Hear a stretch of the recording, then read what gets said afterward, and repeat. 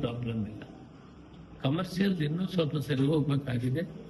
ಆದರೂ ಕೂಡ ಅವ್ರ ಮುಂದಾಲೋಚನೆ ಎಲ್ದಿರ ಮಾಡಿಕೊಡು.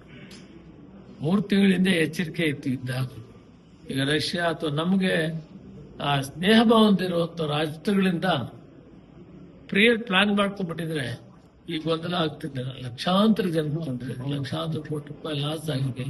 ಹೋಟ್ಲ್ ಮಾಲೀಕರು ಸಾಲ ತಗೊಂಡು ಕೆಲಸ ಮಾಡ್ತಾ ಇದ್ರು. ಬೇರೆ ಬೇರೆ ರಾಜ್ಯಗಳಿಂದ ಬಂದು ಇಲ್ಲಿ ಕೆಲಸ ಮಾಡುವಂತ ಕಾರ್ಮಿಕರು, ಒಟ್ಟಾರೆ ಇವೆಲ್ಲ ಕೂಡ ಬಿಜೆಪಿ ಎಲ್ಲೋ ಒಂದು ಕಡೆ ದೂರದೃಷ್ಟಿಯಲ್ಲಿ ವಿಫಲವಾಗಿತ್ತು. ಯುದ್ಧ ಬರೋದು, ಯುದ್ಧ ಆಗೋ ಸೂಚನೆಗಳು 3 ತಿಂಗಳು ಮೊದಲೇ ಅವ್ರಿಗೆ ಗೊತ್ತಿತ್ತು.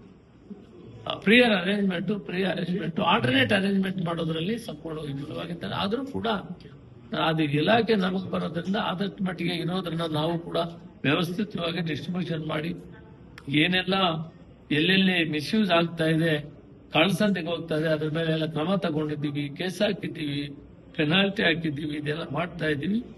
ಒಟ್ಟಾರೆ ಕಮರ್ಷಿಯಲ್ ಅವ್ರಿಗೆ ಇನ್ನೂ ಸ್ವಲ್ಪ ಪ್ರಾಬ್ಲಮ್ ಇದೆ. ಅದನ್ನು ಸರಿ ಮಾಡಬೇಕಂತ ಮಾನ್ಯ ಮುಖ್ಯಮಂತ್ರಿಗಳು 2 ಪತ್ರ ಬರೆದಿದ್ದಾರೆ.